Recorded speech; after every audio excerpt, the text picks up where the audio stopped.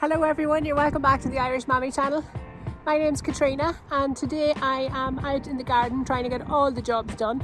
Rare to get a good day and a full day, or mostly a full day, to work in the garden. So hoping to get a few jobs done today, but this video is going to be all about planting onions. So you can see behind me I have that bed half filled already. I did get it started a couple of weeks ago. I got it started.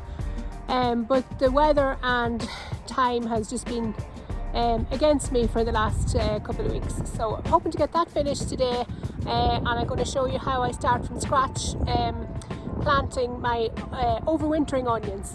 And you can see the garlic bed behind me. I'll be able to show you those. They're actually coming up fairly well at this stage. But today I'm doing this onion bed planting in the same manner, but I'm going to show you from scratch how I prepare the bed and prepare my pecs over it. First, I do want to talk a little bit about planting onions over winter. You do need a specific variety of onion set to plant over the winter. Now I'm actually planting onions two different ways. So I'm planting onion sets which I bought from Fruit Hill Farm. So they come as a little bulb that you plant in the ground, and these ones are specifically for overwinter grow, and I have to stress that other varieties will not grow over winter and they'll only end up rotting in the ground because it's so wet and cold. So these particular varieties are bred for overwinter growing, so they're obviously originated in colder climates. I am also today going to be planting onions, overwintering onions that I have grown myself from seed. Now I think I spoke on another video saying that I was actually surprised that they came on. I planted these I think in maybe July, and they didn't do very well for me over the summer at all. Now I had kept them in the greenhouse. Hindsight is a great thing. I've realised several things that I probably didn't do right that didn't help them. But anyway, long story short, they've come back to life now with the cooler weather, and they're actually in the normal outdoor temperatures for this last maybe two and a half months. So they've come back to life. They're still in their seed tray. So I sowed them in a normal seed tray, just kind of in bulk, and then pricked them out from that into another tray with individual cells. So they're still in that individual cell tray, but like I said, came back to life very well. So I'm going to be planting those onions in one of my raised beds in front of the greenhouse, and the onion sets are going in this bed here behind me. So this in front of you here is one of the reasons for my delay in getting the onions planted. We did have an old Massey Ferguson tractor, which I think I said before I will not or would not drive. We've changed it for this little compact tractor, and I'm hoping that I'll be able to drive it. We'll see after today whether that's going to happen or not. But it seems to be a lot handier, as in there's no gears or anything else, and of course it's more modern, so I'm hoping the brakes work a bit better. Right, so the first job is to get my compost loaded into this and get the bed topped up.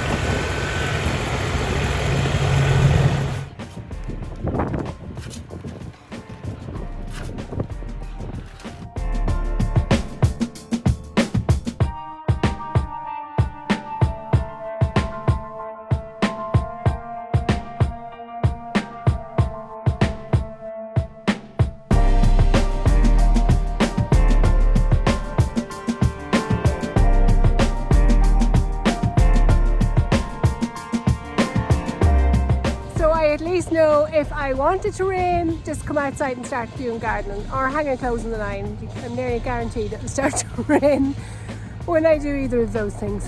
Anyway, I have the rain jacket on, have to keep going. Sometimes I have to take my own advice that I'm always giving to the kids, put my big girl trousers on and do something I don't like. Where would I much rather be? Inside in front of the fire. But that won't get the work done outside. You saw me levelling out the bed, or topping it up, levelling it out. Definitely it's a much easier job when you're using compost than when you're doing it with normal soil.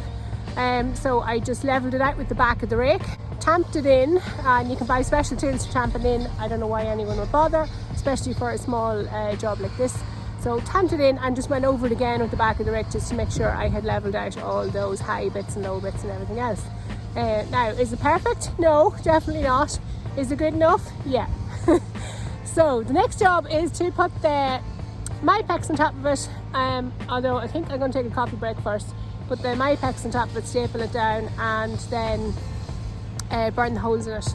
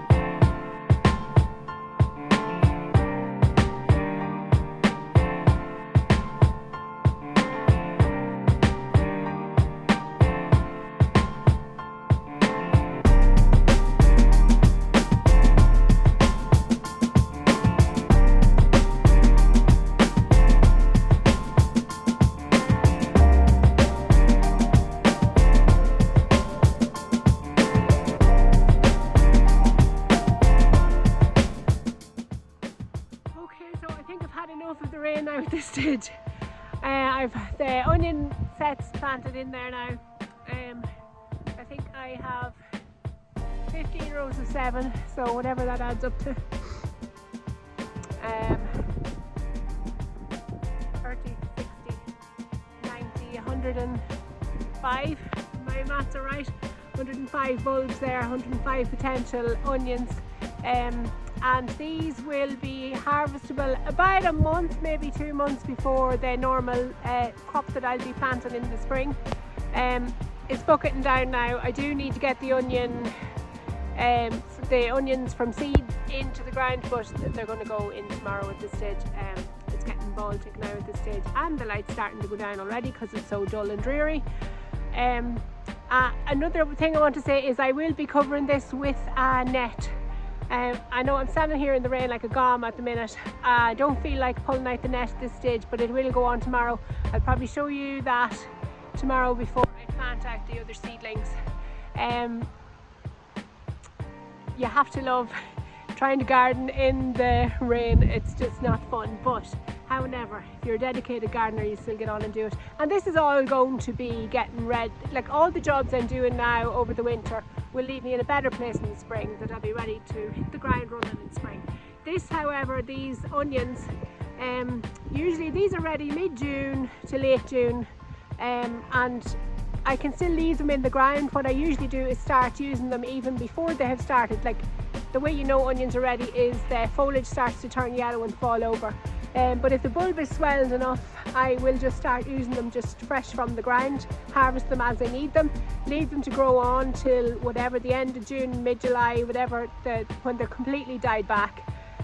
But harvest them as I need them, and then do a final harvest when they've all gone yellow and fell over, and dry them off. Now it's worth saying, overwinter onions do not store as well as the onions that you grow from in the springtime, or that you plant in the springtime. But there are ways around it. They will still keep probably until close to Christmas if you have them cured correctly. But usually then what I would do is I would start chopping them up and freezing them, and then while it's a lot of work at the time chopping up that many onions and freezing them, it's convenient then afterwards, because you can just start to you know, use them straight from the freezer, which is actually quite handy. So, you know, one day's work or a couple of hours work leaves it handy for other meal prep then later on in the year. So this will be the first harvest, and I will still have a main crop. Now last year my main crop did not work out, so it's good to have this as a backup. I didn't have overwintered onions last year as a backup, so I've been without my own onions really until I was able to harvest the few that I got this summer. And like I said, terrible bad harvest this year, this summer. So while I do have onions at the minute, they will be running out very soon. I'll be back buying shop bought ones. And when I am out here, even though it's absolutely bucketing down rain now, I did want to just give a wee update on the garlic. So I suppose it's probably near a month ago from I planted the garlic now at this stage, and you can see it's well up at this stage, and it will continue to grow on very slowly until the springtime, and then it'll take off in the spring as well. And like I said, they'll get another feed probably late February when they do start to grow, or early March, of the blood fish and bone. I wanted to say too, you may have noticed I didn't put any fertiliser or any feed in with these onions at all, and that's because I completely filled the bed with fresh compost. Now I will give them a feed of blood fish and bone probably late February, early March, like I will be doing my garlic as well at the same time, so I'll do them both at the same time. But the garlic, I had only topped up the compost, so that was why I gave it a good feed of blood fish and bone when I was planting. And this, I feel there should be enough in the compost for the onions, because I completely refilled the bed. You know, this had been filled up with quite stony soil because I had actually planted asparagus in it before, which needs good drainage. So I got it all dug out completely because I think there were too many stones in it, and I think that hindered the asparagus as well actually. But however, it's emptied out completely and refilled with fresh compost. So for that reason, I didn't add any extra feed or fertiliser to that bed before I planted the onions. Right, I'm going to get in. I'm getting soaked, and I'll take this back up again in the morning. Hopefully it's dry. This is what's hindering my video output at the minute, mostly the weather, and there's only so many kitchen videos I can do, and my house, honestly, the kitchen is upside down most of the time, so it be a day's work to get ready to do a video in the kitchen. Anyway, all this while I'm still getting soaked. So I'll see you in a couple of seconds, but it'll be tomorrow for me.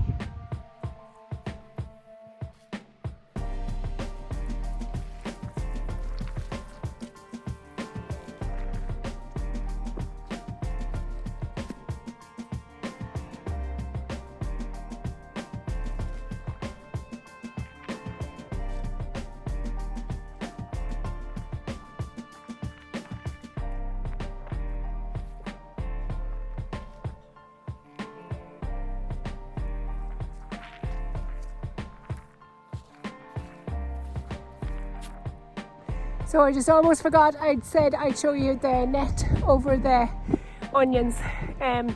The birds will pull out the onions when they start to sprout. I think they think they're worms or something, I don't know. They don't eat them, they just pull them out of the ground, and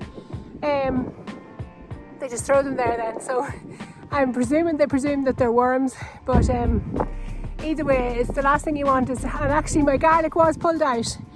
And I did have to net my garlic, but you can see once it came up a little bit, they don't touch it. It's just when it's very newly shooted that they pull it out the bulbs. But once they're up a fair little bit, they leave them alone then. So that net will stay on for a few weeks till they sprout up. I suppose once they're about 3 or 4 inches high, they should be fine after that. And it is important that I'll take the net off them, because if they grow up through the net very much, I won't be able to get the net off without pulling them out of the ground.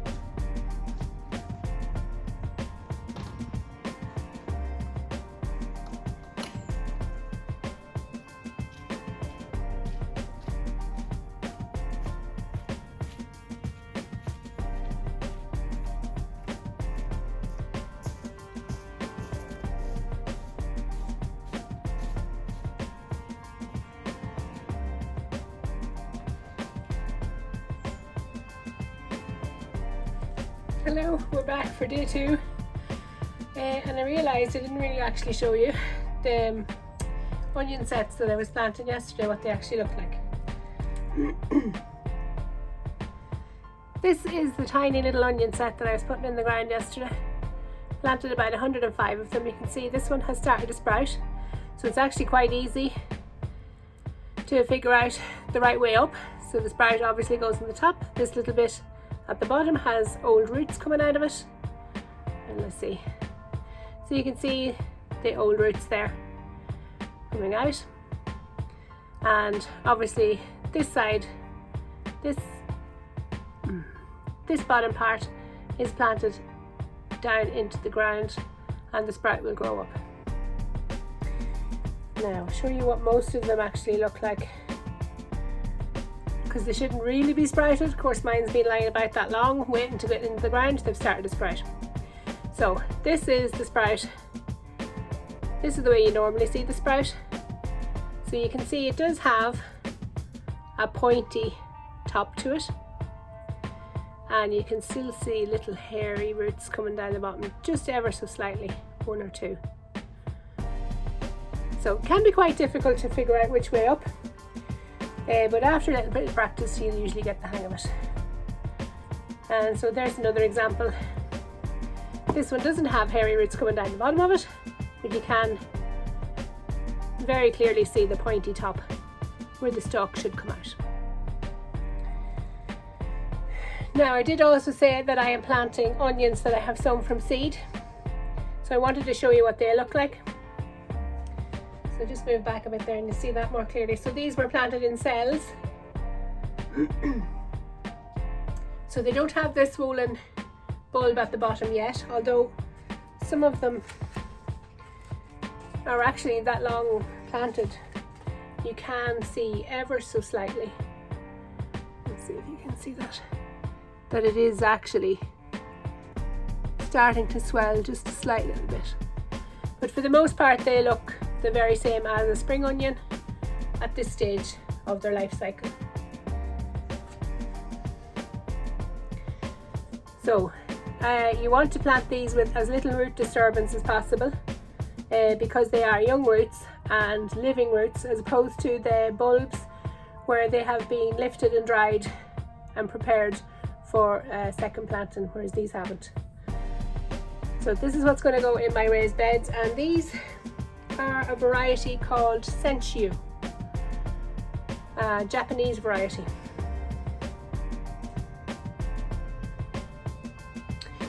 And I think the onion sets are a variety called Radar, and I deliberately buy the smaller onion sets. So onions, as opposed to the garlic, the onions, the smaller of an onion set you use, the better the onion will turn out. It's less likely to bolt later on in the summer. Whereas with the garlic you want to use the biggest cloves you have, because that will produce the best bulb of garlic later on in the summer. Okay, so we have a little bit of work to do on this raised bed. Let's get to work.